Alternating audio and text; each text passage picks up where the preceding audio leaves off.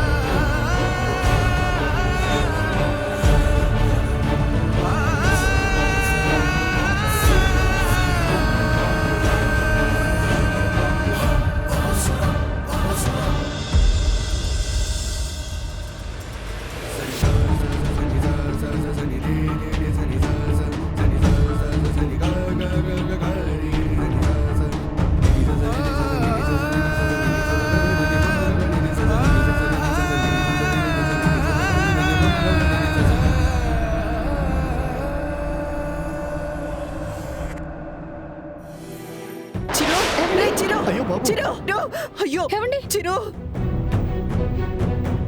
ఏవండి, ఏమైంది? చిరు, చిరు ఏమైనాదిరా? చిరు, రై, ఏమైందిరా?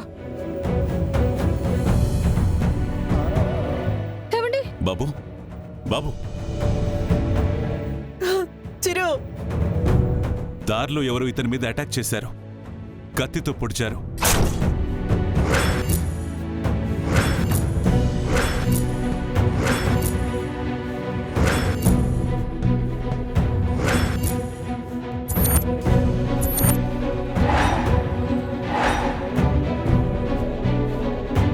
చిరు, చిరు ఏంద్రా ఇది?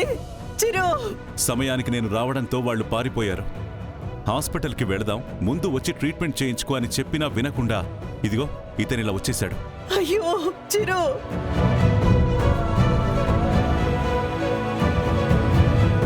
నా బిడ్డని కత్తితో పొడిచాడా? అయ్యో, ఎవడన్నా? ఎవడు వాడు? ఎవరో ఏంటో చూడలేదమ్మా. ఇక్కడ గుళ్ళో నల్లపూసల కార్యక్రమం జరుగుతుంది. నేను ఖచ్చితంగా వెళ్ళాలి, లేదంటే నా భార్య బాధపడుతుంది. మా నాన్న కోప్పడతాడు అని నా మాట వినకుండా తను వచ్చేశాడు.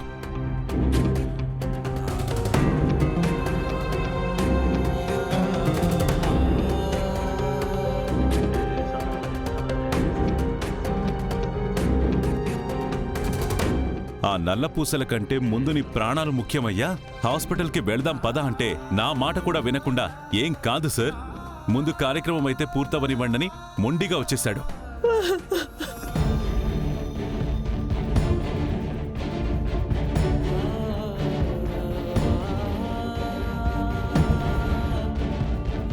సరేలే, జాగ్రత్తగా వెళ్తాడులే అనుకున్నాను, కానీ ఎందుకో నా మనసుకి దారిలో ఎక్కడైనా పడిపోతాడేమో అనిపించింది.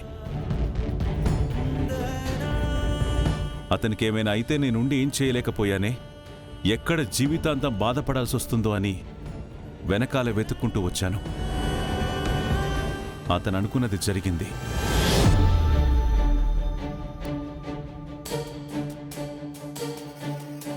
కానీ ఇప్పటికే నెత్తురు బాగా పోయి ఉంటుంది.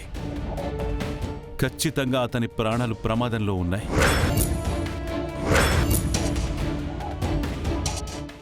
నాయన చిరు, చిరు ఎంత పని చేసినావురా!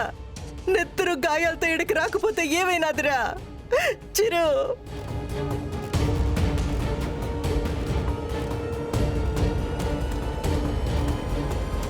చెప్పాను కదమ్మా, అతను తన ప్రాణాల గురించి పట్టించుకోలేదు. ఈ కార్యక్రమం ఎలాగైనా జరిపించాలని మొండిగా వచ్చేశాడు. మా నాన్న బాధపడకూడదు, నా భార్య బాధపడకూడదు అన్నాడంటే ఆ తండ్రిని, ఆ భార్యని ఎంతగా ప్రేమిస్తున్నాడో అర్థమవుతోంది.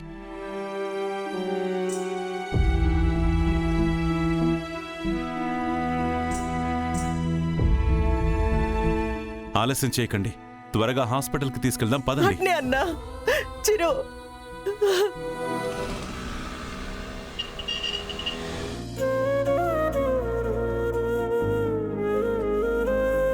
డాక్టర్, డాక్టర్ చిరు, చిరు మాట్లాడరా డాక్టర్ గారు. Doctor, what happen? తన మీద ఎవరు అటాక్ చేశారు డాక్టర్. అర్జెంటుగా ట్రీట్మెంట్ చేయండి. నర్స్ లోపలికి తీసుకెళ్ళండి. తీసుకెళ్ళండి. పయనం సాగింది.